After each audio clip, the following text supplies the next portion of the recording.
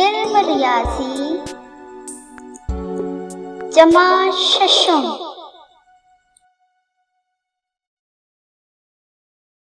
खुशामदीद बच्चों, प्यारे बच्चों, आज हम सीखेंगे निस्बत और तनासुब।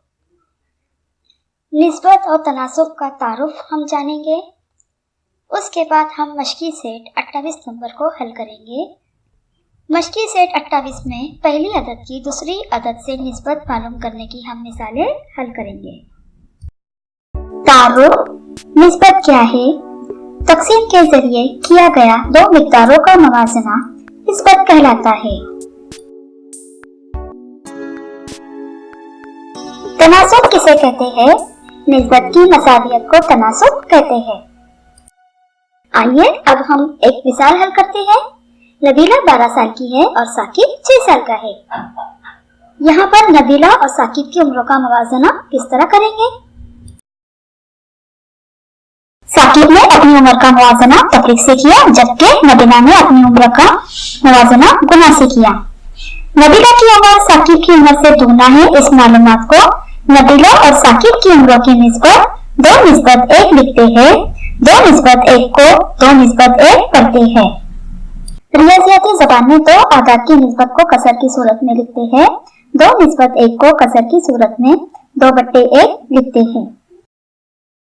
जानकी अम्मा इडली बनाने के लिए 2 प्याली उड़द की दाल और 4 प्याली चावल की निस्बत इस्तेमाल करती है।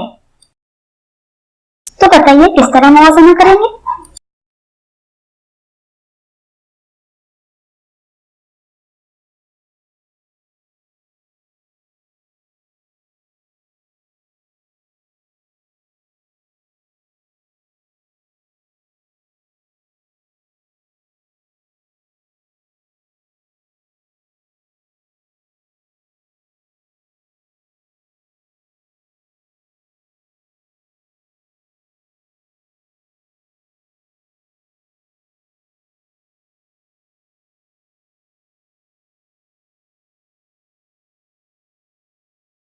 दो प्याली उड़द की दाल है और 4 प्याली चावल है।